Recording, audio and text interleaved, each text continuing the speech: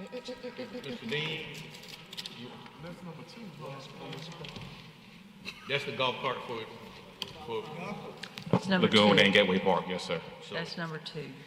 So I'll call the company tomorrow. Okay, all right, thank you. So we're gonna pull it, or we're gonna pull it? Yeah. All right, next item. Item 5, resolution reappointing Dick Vickers as municipal judge. Okay, council, that appointment, Mr. David Vickers as a municipal judge is gonna go forward. Number 6 is gonna be withdrawn. So we'll vote on that in the regular meeting. Item 7, resolution revoking the business license of Cedric Sanders, doing business as Can a Brother Get a Slice? The show cause hearing was He held has not last paid meeting. anything. All right, we'll move forward. Pretty straightforward then. Hammer time. Hammer time. Go ahead, Ed Grind. All right, next item. Item 8, Montgomery Historic Preservation Commission 2025 Annual Report. Okay. 9, resolution directing the city's legislative lobbyists to support specified legislation during the current session of the legislature. All right, any questions on item 9? All right, next item. Mr. I mean, you got different things in here, all on money. You're saying everything a go, Yes, and you got 3 different bills, it's 3 different bills, yes. and we separate those out. Just a question. Just a question. It's not the will of the sponsor, but we'll talk about it. All right, next item. Item number 10, resolution declaring no further action needed for Martin's Restaurant. She's paid in full. Yeah, so we'll withdraw item number 10. We No, withdraw you'll have to vote on this. You'll have to vote on it, yeah. Yes, sir. to adopt this. Yes, we have to adopt that one, that no further actions needed. Okay. 11, application for a lounge retail liquor class 1 license doing business as Delight House, 126 Montgomery Street. I did look at the location. So just the explanation to the council, he's a restaurant, and he had to go this route because he had changed his age limits. For Saturdays and Sundays, he wanted 25 and up. So that changed him to a lounge from a restaurant. And so that's why he's going this route. He's looking to open around February timeframe. I don't know what that'll look like, but we'll move forward with it. And if he goes against it or changes anything, we'll bring him back to the table. What was the age? It is a restaurant. It's open for anybody. That's what I know. Mm-hmm. And Saturday and Sundays, he wanted to change it to 25 and up. So it's gonna What be. kind of restaurant they gonna be? So he wanted soul food. But yeah, on Saturday and Sunday, it's almost like he wants to change it to wanted to be a a lounge. All right, you got something you want to talk to us about? Yeah, Here we go, Marcia. we have an issue with Mr. Timothy Tops Okay. in a business that he has now. He has never paid taxes, Oh. and he didn't renew the license. He owes for a couple of years. Okay. All right. And what business is that? Well, the name of it is, what's that name of it? College Connection. Okay. Well, he You got a may have to location deal of with that that first. The location of it? Huh, which time? Oh. Okay. What we'll do is The last known location of the last business. 2415 East South Boulevard. Okay. Okay, thank you. Thank you. So I think from that information, I'll let him set up something so we'll know he's good for taxes with this upcoming business. Let him set up something with the business license office first.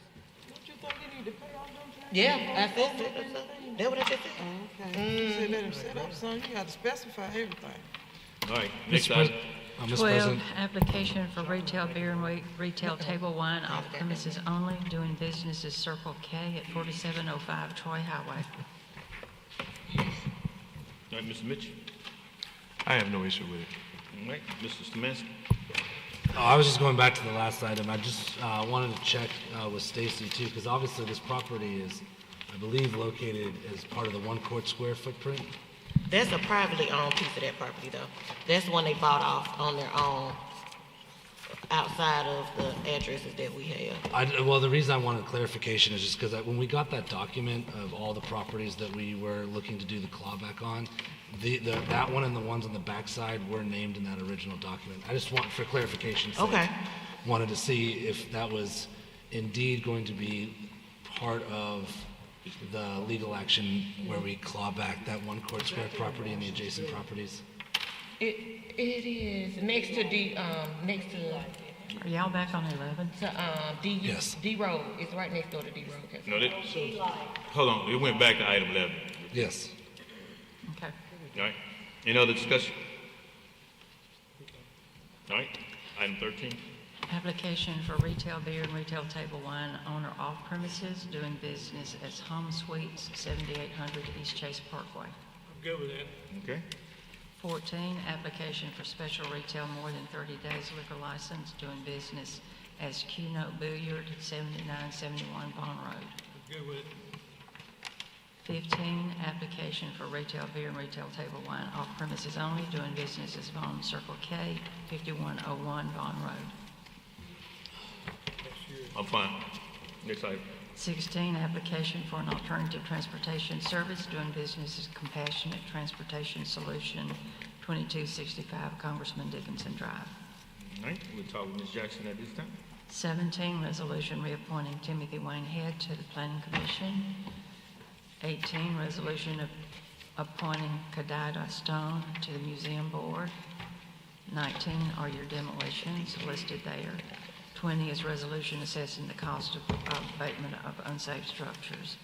31 is resolution declaring, authorizing, and assessing cost of public nuisances on various lots. All right, thank you, Ms. Blaylock. Any council member have anything before we go into work session presentation? We Mr. have President. Mr. Mitchell. Can we go back to number 6? And I just want to make it clear, is the council withdrawing this nomination? Who is this nomination being withdrawn by? It's been withdrawn by Mayor Reed. from the Okay. Mayor's office. Thank you, sir. All right, any other council member have anything? All right, first up on the work session roster is Mr. Kippy Tate, a video presentation, proposed zoning.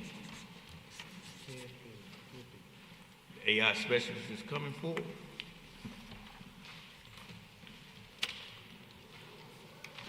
Good afternoon, council. Good afternoon. Certainly indeed a pleasure, come on. Certainly indeed a pleasure to see you guys. It's been a while since we've had an opportunity to discuss where we were with our zoning division within the land use department. And there's been a lot of questions and a lot of inquiries about certain matters that do fall within that realm, and we're pleased to announce, one, that coming soon, and you'll see in the videos shortly, where we will be hosting public hearings for our new proposed zoning ordinance. That's one, but right here in front of us is our two new zoning inspectors that are on the ground right now that will be assisting us with some of the complaints that you guys have called about, and the citizens have called about, and all under the leadership of Warren Adams, who is in charge now of making sure that all of these issues that come before us get properly addressed. But I also want to give credit, as you see some of the presentations here, that we do a lot of what you'll see in-house. And I say in-house meaning with our GIS department, and two ladies, Haley Nam and Nita Jackson, who are with us. Would y'all please stand up, please, ladies? These two ladies produce quite a bit of material that you see at a very professional level. And we're pleased to know that we've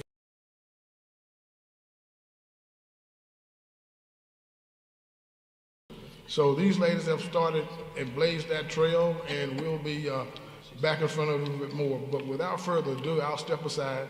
Thank you.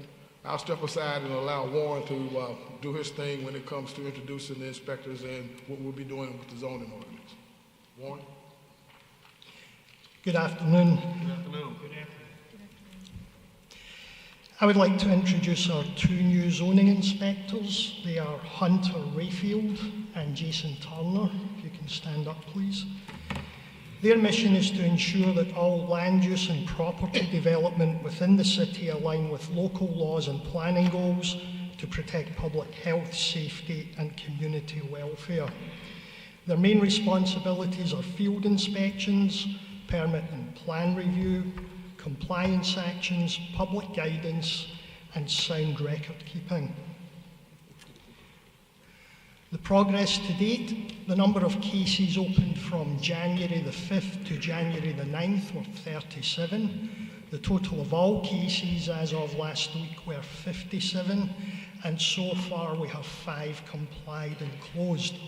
The only reason more aren't complied and closed is because violation letters have been sent to the offenders, and we are giving them 2 weeks to come into compliance, so you should see that number of cases closed climbing up over the next few weeks. The main violations that we're finding are farm animals and chickens, recreational vehicle parking, fencing, boat parking, and residences used for business. So before we go on to the video, I can answer any questions, or the 2 zoning inspectors are here if you would like to ask them anything. Mr. President. Ms. Beard? Mr. Warren, I'm having a lot, and I think some other folks maybe too, where the 18-wheelers are in our neighborhoods, and is that under your department, where they're parking in driveways and just parking on the street, or just the cab tractor part of it is being parked? And is that in your jurisdiction? What are your At the moment in the zoning code, we do not have anything to prevent 18-wheelers on residential properties. However, that is included in the new zoning code, which is going to be adopted within the next few months.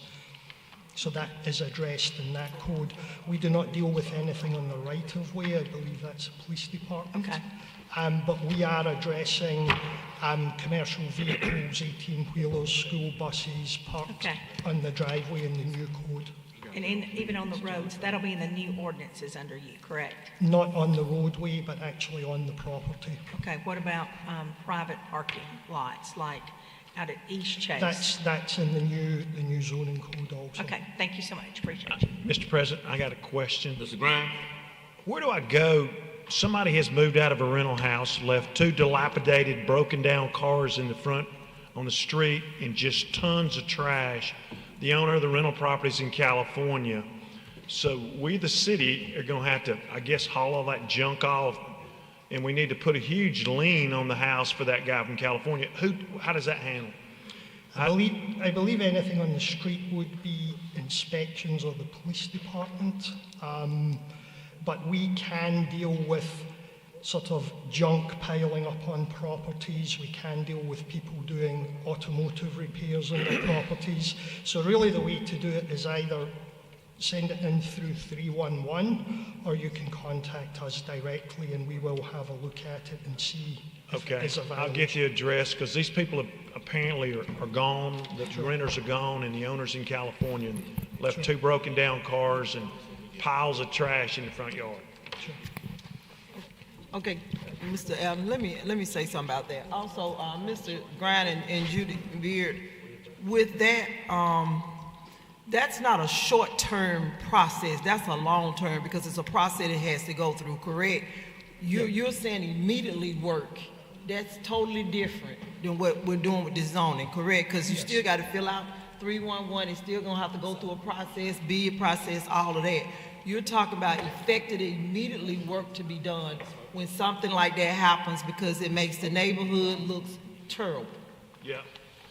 Yeah, generally what we are doing is we're issuing violation letters and giving violators 2 weeks to correct the violation. If it's not been corrected, we'll issue a second letter and then start court proceedings.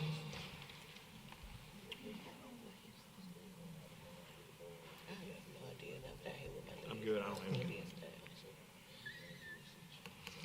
Okay, next basically we have a video which is giving you an update on where we are at the moment with progress in the new zoning code, and we actually have dates included in the video for the public engagement and public participation. This will happen on March the 11th and 12th. There will be 3 presentations each day, At the moment, we do not have the venues finalised, although we have reached out to them, and as soon as the actual venues have been confirmed, we will provide further information on the website and through social media. But we do have the dates confirmed for March 11th and 12th. Can we play the video, please?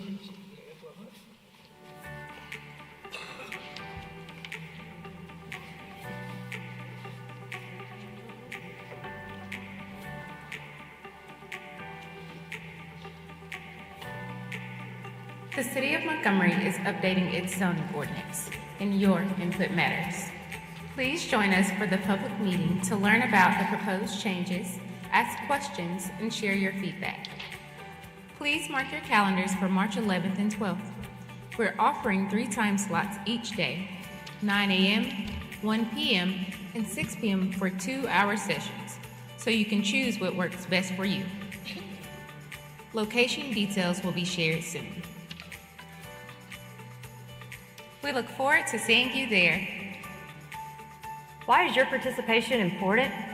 Because Montgomery is growing, updating our zoning ordinance ensures new and existing development stays aligned with the community's long-term vision and standards. Like most cities, Montgomery's zoning still has its conceptual basis as the standard State Zoning Enabling Act of 1926. In 1948, the City of Montgomery enacted a foundational zoning ordinance that established early land use patterns across the municipality. A major expansion in 1963, amended in 1972, added new residential, commercial, industrial, and specialty districts. Updates in 1973 and 1977 refined fees and procedures and introduced standards for townhouses, planned developments, mobile and recreational homes, and outdoor advertising. Further revisions in 1983 added modular homes, patio garden homes, and office complexes. In 1985, the city removed transitional use zones and added cemeteries, as well as an overlay district, a vending district, and updated definitions. A major shift came in 2006 with the adoption of a downtown smart code focused on form-based planning and walkability. Today, Montgomery again stands at a defining moment. With new challenges and opportunities ahead, it's time to update the zoning ordinance to guide the city's future. Why does zoning matter? Because zoning protects what matters. Your home, your environment, your quality of life. It ensures smart growth, safe neighborhood, and a balanced, vibrant city. Let's build a better Montgomery, together, with zoning policies that reflect our community's vision and support health, safety, and prosperity for all. Provide your thoughts on maintaining our city's unique architectural character and identity through the preservation of historic sites and districts. Share your ideas on how Montgomery can protect and enhance its natural resources and tree canopy. We want your input. Your voice matters. Join us at the upcoming public meetings to share your voice and help shape Montgomery's future.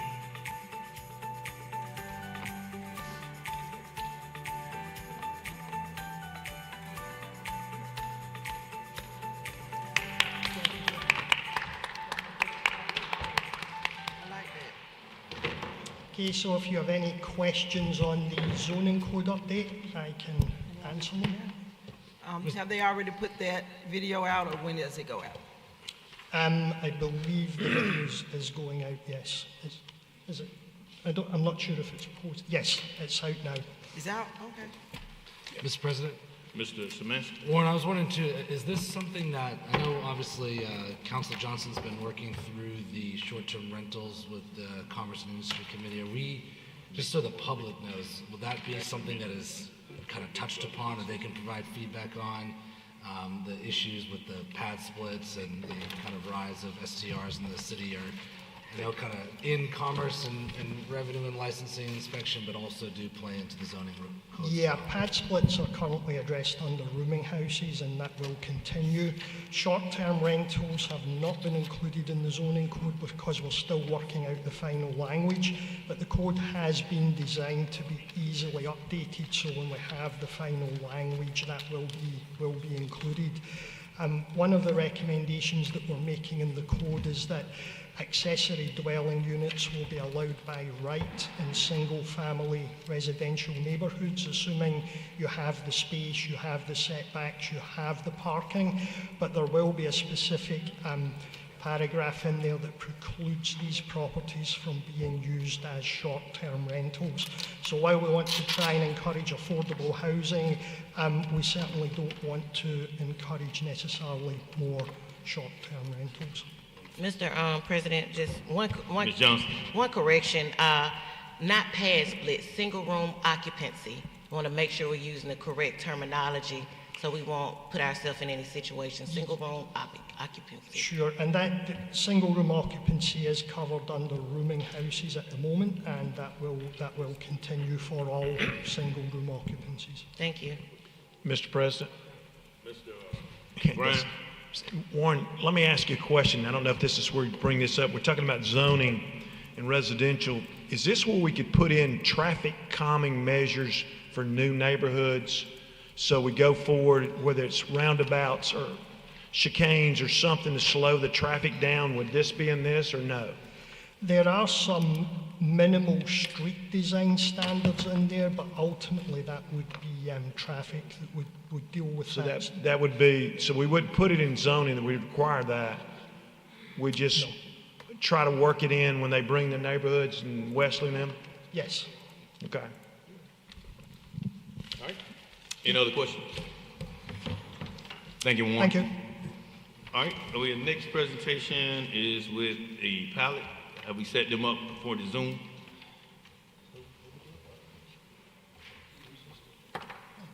Team IT in the corner?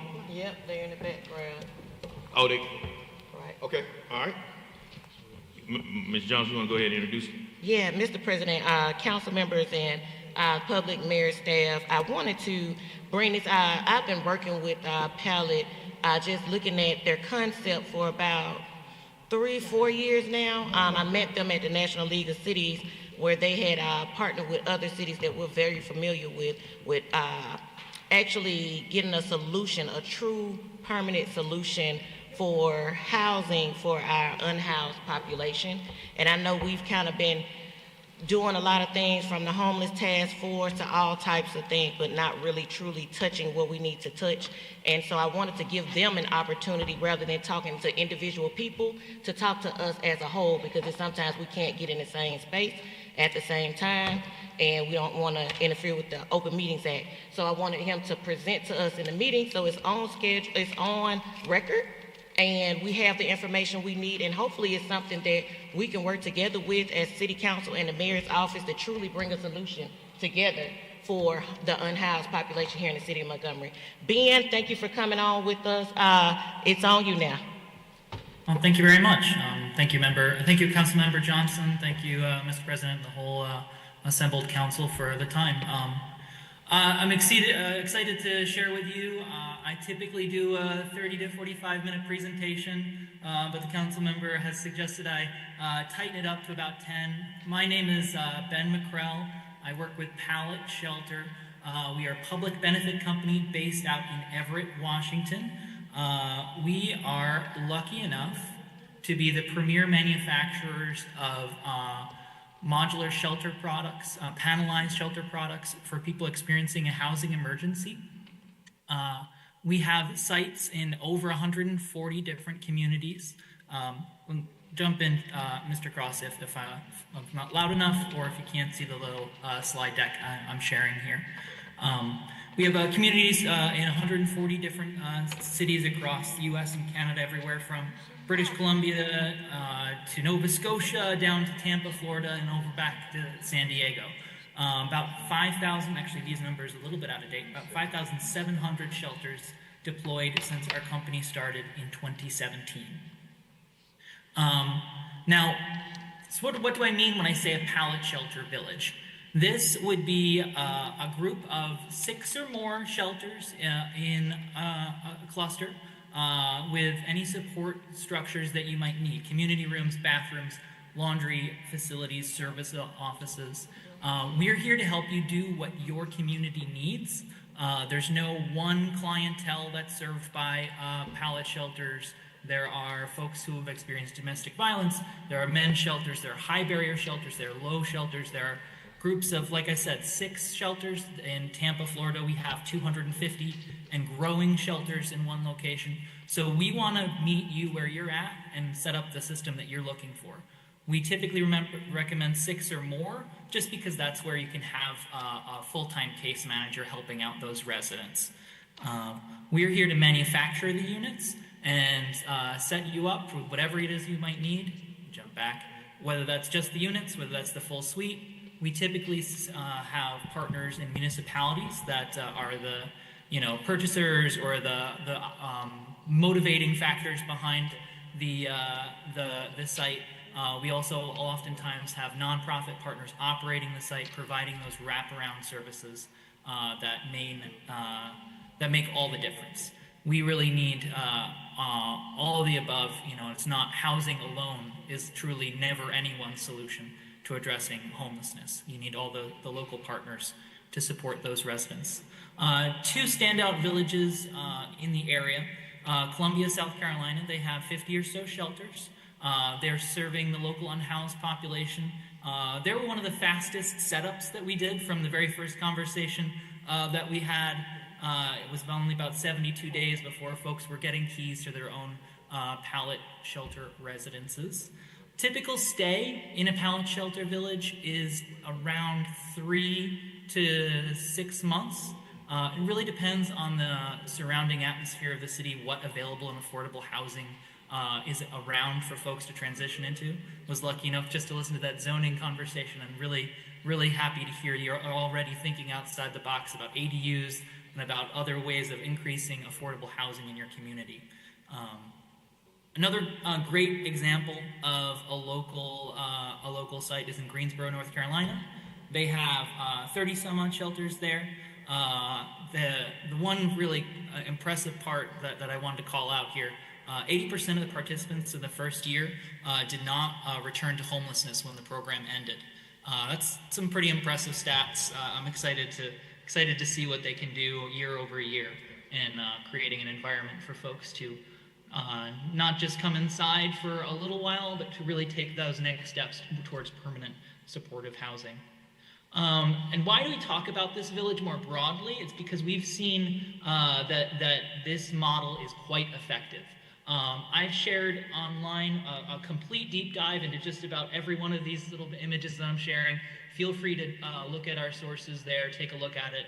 But overall, the model itself of what we call non-congregate shelter villages, folks having an individualized shelter or a couple having their own private space to retreat to, and then at other points in the day, they're going to be stepping outside to visit the bathroom, stepping outside to visit community rooms. They're going to run into other members of their community. They're going to run into their caseworkers. They're going to run into the folks that are there who support them. They're not necessarily going to disappear entirely into a hotel or a motel for days on end. They're going to be engaged pro-socially in their larger community. But again, have that lockable door to retreat to when folks need some private alone time. Our communities are demonstrably safer when people are housed. You can see some statistics here about communities that had a population of unsheltered folks before a pallet shelter went in. After pallet shelters went into that community, you can see police calls go down as much as a third.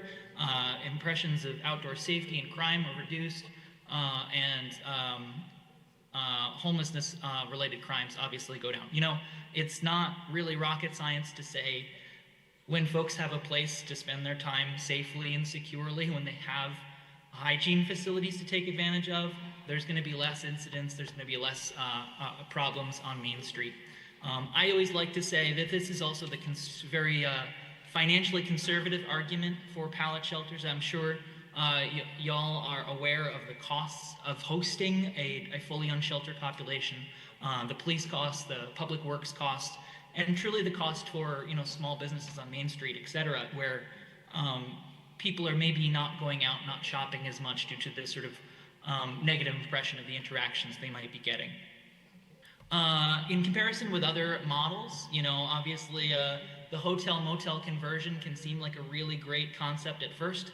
You're taking out the hotel from the tourist options, and typically those folks who are interested in selling those facilities need millions of dollars of upgrades and modifications to serve this purpose. Healthcare costs, it's a tragic situation that they are so high, but our nightly costs in a Pallet shelter village for supportive services are dramatically lower. And of course, the cost of doing nothing, like we just mentioned, is often quite dramatic as well. So we are looking not necessarily to solve this problem on behalf of the city. Like I said, we are here to help you take advantage of the infrastructure to take those quick steps ahead. The local partners are really going to be responsible for the supportive services, not really the hygiene facilities, but the water, the sewer, et cetera. Transportation is an important consideration. I think that all sites should have, and I would say that that's transportation/location. Safety, I can definitely dive into a little bit about the safety of the units. We have smoke detectors, CO2 detectors, fire extinguishers in each unit. We always recommend a 10-foot privacy fence around our site for the safety of the residents, so no one, takes advantage of it to that space to either take a cool TikTok so they have a nice background like I do, or to bother the residents in any way. And finally, access to food and water. Really just taking advantage of the folks who are already there on the ground doing this work, just giving them the physical infrastructure to get more done and to directly address the folks who are in this shelter village. Here's a quick overview. I typically do deep dives into all of our products available, but I know our time is short. I just want to give you an impression of them. We have a single, really 1.5 occupancy shelter. That's our standard pallet shelter, sleeper unit, 70 square foot. We also have a 120. It's basically the same thing stretched out. That's a 2.5 residency. We also have an ensuite model. If you absolutely have to have bathrooms in the units, that is an option. It is obviously more complex of a product, and the costs are higher, and it's a little trickier to install, but it's a really wonderful product for senior citizens or very young families. I would say that's like a 1.5, single mom, single dad. Having that facilities on hand is great. And then we have all the supportive units, the hygiene units, the accessible hygiene unit, laundry facilities, and then a community room to be whatever you might want it to be. Office space, gathering space, community spaces for case services, medical facilities.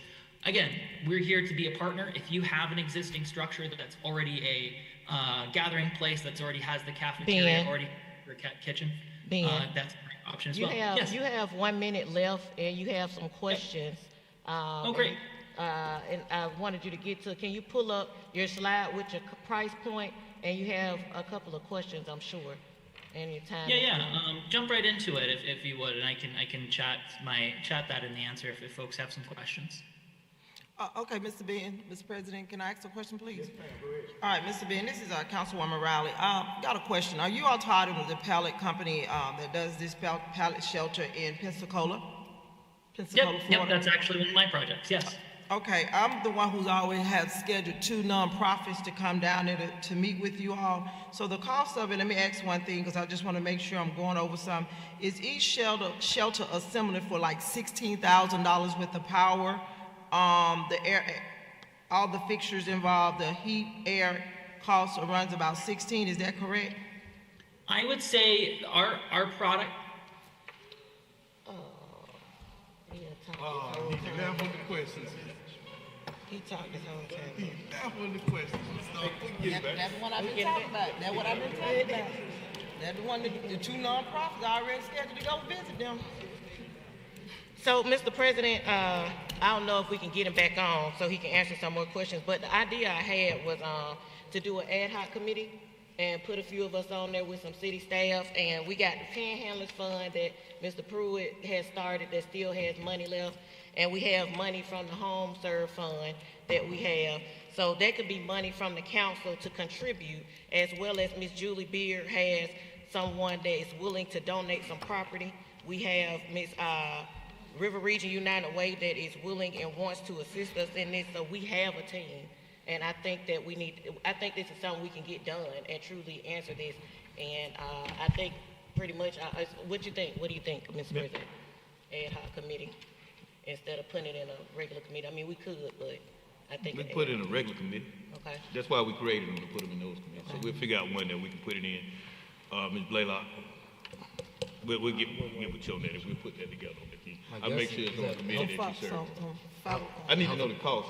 So that's what I'm saying. So nonprofits need to be involved. They're already scheduled to go down and visit with this Pensacola, and those nonprofits need to also be involved as doing this, because they have the funding already set up to do and ask us for the extra needed that they need. Okay. So we have 2 nonprofits that's already ready to go and visit. They're already scheduled to go down there and see them. That's why I wanted to ask, was this the same place in Pensacola? Because they've already set up an appointment to go down there and visit and to visit. I'll definitely give them to you. Mr. President. Mr. Mitchell. Have just one question.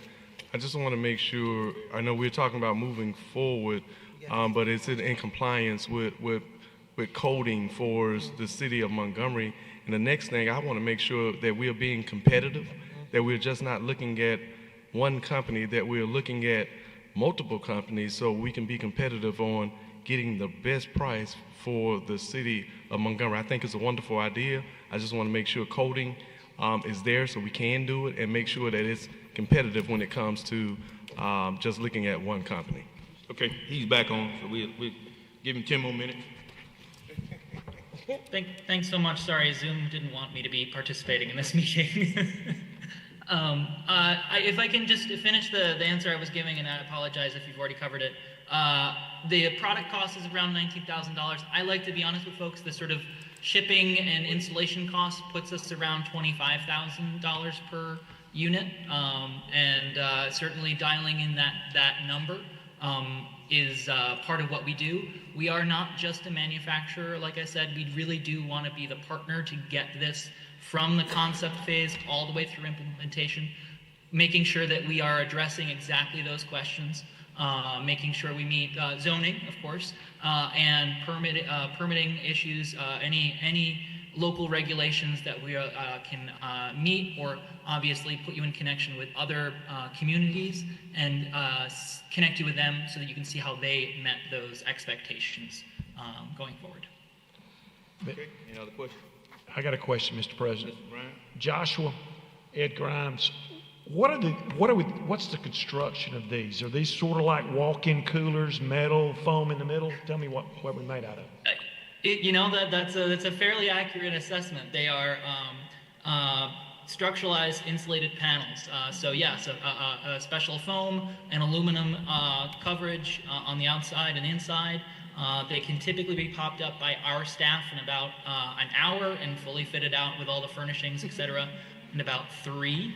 And those units do have that built-in little bit of insulation and great for HVAC. And of course, between users, these are designed to be very heavily used, and that's why we use those materials. We have sites, for instance, Tampa, Florida was telling me they power wash their units between residents, and they do that in about 3 hours, and they can flip it from one resident to the next and be absolutely certain that the unit is entirely clean. Sounds good. I have one more question, Mr. President. So it actually really depends on the infrastructure design and the construction, correct? Yeah, some of the fuzziness of the cost. It's not our fuzziness. I can tell you exactly what our product costs, how much it costs to get there, what our installation costs are. It has to do with, of course, the local contractor costs for the electrical hookup, the plumbing hookup, the site preparation. Obviously, an easy site to pick would be a parking lot or a green field. But that said, we're happy to work with you and figure out exactly what peculiar hill that we'll be fitting out these units on, and addressing the cost there. I would say any local contractors that you might be expecting to use, they don't have to be the top of the line, most expensive, exciting contractors who are ready to work outside the box. Conceptually, from an infrastructure point of view, these units are very similar to a mobile home setup. You have power, you have electrical, all designed for very quick hookup, as well as a ground point of connection for any high winds. Obviously, we're in Florida and across the whole southeast, so that's something we take very seriously as well. Okay, so we are looking at about 16,000 a piece for it. That's why I was informing you. He said 25. 25. That's why I was informing you that those two nonprofits are scheduled to go take a visit to look at the infrastructure, take some pictures and bring back to the council so we'll be able to see and do video so we can see how this setup is done, Mr. President. Thank you, man. Robert, any other question? One other question. Mr. Mitchell? In Florida, are they on private properties, city property? These structures, where are they being placed at? And who actually own those structures? Who actually run the structure? Where is the funding? So, so like I said, there's no one Pallet model. We have cities that run and operate and own the property. We have nonprofits that do this all from private donations. That said, Pensacola specifically is a great example of what I think is the ideal collaboration. The city had some money from a grant. They purchased, or they signed a contract with us to purchase a set number of pallet products. Then they sent out an RFP for the local nonprofits to apply to host and operate those shelters. They didn't want to, necessarily know which nonprofits could host how many, what property they had. Local nonprofits, of course, applied. 2 were selected. Right now, we have 1 site up. I believe they're going to have all their permitting ready to go and people moving in around Valentine's Day. That site has about a dozen shelters. They already had a bathroom unit, so they didn't need ours. And they're going to be moving folks on to that. They're leasing the units for, I believe, like $1 a year. The city found some other nonprofit dollars to help them create or do the site prep work. There's some of their private money from the nonprofit and some of the public money going into the permitting process as well. But that unit is full. That site is fully set up, ready to go, and they're already talking about expanding the first site. And we also, like I said, have another site really raring to go. Just had to jump through a couple more hoops permitting wise to get our plumbed units in for their hygiene facilities. Thank you. Any other questions? Thank you, sir, for that presentation. Thank you for the time. All right. Mr. President, just wanted to ask Mr. Kippy Tate. We had a inspection with Whitley Terrace maybe about 2 weeks ago, and on that preliminary finding, did we get any report, Mr. Kippy Tate, because the city has refiled our lawsuit on Whitley Terrace, and I just want to see what do we need to do moving forward on those said apartment complexes. I just want to, don't have to be nothing official, just a primary report on what was out there, Mr. Marcus, if you can. Thank you, sir. Sure. Good afternoon to the council. On January the 7th, the inspection department did a joint inspection with the Montgomery Fire and Rescue, and we did discover some deficiencies that range from what I would say will require immediate attention that were pertaining to some life safety devices that were not in place. I believe our fire partners did do some follow-up, and Chief Harris can maybe provide some insight in terms of the current state of their level of compliance, and also the inspection department is in the process of generating a letter to the property owners notifying them of some of the deficiencies that we saw with some recommendations that we have, which includes hiring an architect because it is considered a multi-family complex, and so we think that's the best approach that's looked at from a much broader standpoint that includes the hiring of an architect that can identify these deficiencies, that includes maybe even bringing in some engineers based on some of the things we saw that were not code compliant, and upon that a much I would say a comprehensive plan of action can be generated before we make a recommendation to the council and the mayor for additional actions. Thank you, sir.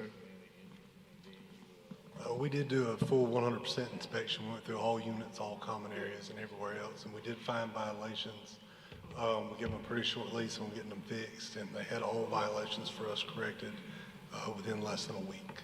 Okay. So right now, for fire, we're good. We are still partnering with them to see what we can do.